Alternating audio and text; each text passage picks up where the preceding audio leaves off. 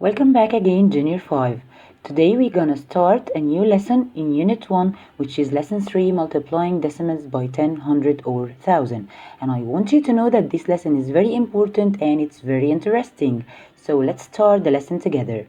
First, you have to know that when we want to multiply any decimal by or any number by 10, we have to move the decimal point one place to the right hand side.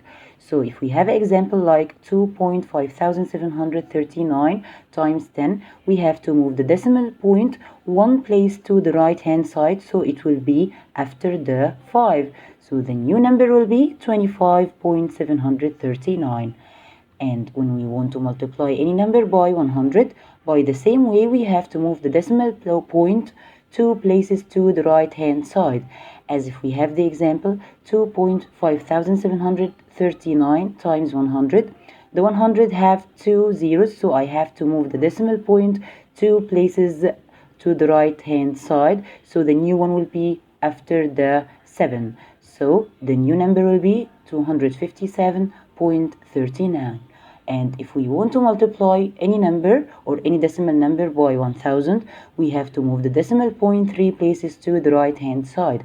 As the example, 2.5739 times 1000. The 1000 have three zeros, so I have to move the decimal point three places to the right hand side.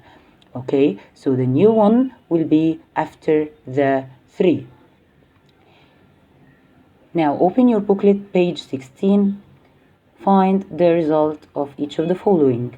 8.7 times 10. Here I have to move the decimal point one place to the right hand side, so it will be after the 7. When it's after the 7, it will fall, so the answer will be only 87 and no decimal point. Here 8.20 multiplied by 10. The 10 has only one zero, so I will move the decimal point one place to the right hand side. It will be after the 2, so it will be 42.0, which means that the 0 will fall. It's meaningless after the decimal point, so the answer will be 42 only. Or 36,879 multiplied by 1000. There is no decimal place right here. When you have no decimal places, no decimal point, you only have to drop the zeros to the right hand side. So the answer will be as it is written right here. It will be 36,879,000. Go next. 4.25000 multiplied by 1000. To move the decimal point to the right hand side three places. So 1, 2, 3. So the decimal point, the new one will be after the 0. So the answer will be 4250.00, and I know that the zeros after the decimal point are meaningless, so I will just drop them out. Go next. 0.00008 multiplied by 1000. So here I have to move the decimal point three places to the right hand side. So 1, 2, 3. Now the decimal point will be just like this. Okay, go next. 0.27 multiplied by 100. Here we have to move the decimal point two places to the right hand side. So it will be after the 7 and it's the air, so it will fall down. So the answer will be only 27. Go next. Now open your booklet, page 18. Complete each of the following. 24.5 meters equal how many centimeters? Now from meter to centimeter, we have to multiply by 100. The 100 have two zeros, so I have to move the decimal point two places to the right hand side. 1, 2. And the other one, the last one, which means that you don't have anything, means that you have 0. So the new one will be 2450. Question 2. 0.03 meters equal how many decimeter? From meter to decimeter, we know that we multiply by 10. When we multiply by 10, we have to move the decimal point one place to the right hand side. So it will be 0.3. 9.002 kilograms equals how many grams?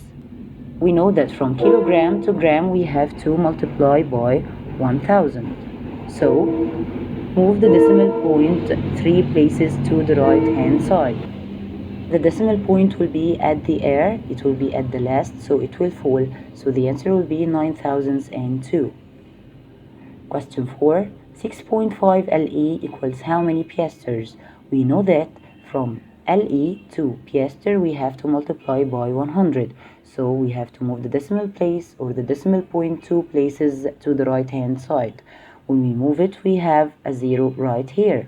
So it will be 650. 5.7 liters equal how many milliliters? We know that the liter have 1000 milliliters, so I have to move the decimal point 3 places to the right hand side. We have two zeros here and the decimal point will fall, so the answer will be 5700.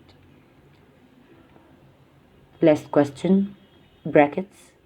Inside it we have 72.5 minus 63.721 multiplied all by 1000. First of all you have to solve which is inside the bracket. When we want to subtract decimals we have to line them up. So in a draft we go and write the numbers and line them up. When we have empty spaces or we have a free spaces you have to fill them with zeros. So when we subtract 0 minus 1 it doesn't work, so I will borrow 1 from the 0 and it will borrow 1 from the 5 to be 4 and the first 0 will be 9 and the last 0 will be 10. Now 10 minus 1 equals 9, 9 minus 2 equals 7, 4 minus 7 doesn't work, it will borrow 1 from the 2 to be 14 and the 2 will be 1.